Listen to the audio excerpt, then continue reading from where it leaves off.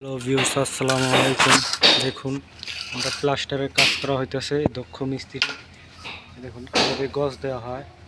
উপরের ওয়ালের সাথে নিচের ওয়াল জানি অ্যাকুরেট থাকে, এভাবে গজ দিবেন। দেখুন গজটা আপনাদের দেখাবো।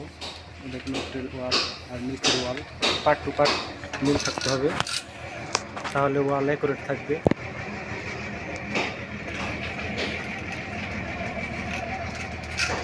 দেখতেই পারতেছেন কীভাবে গজটা হইতেছে।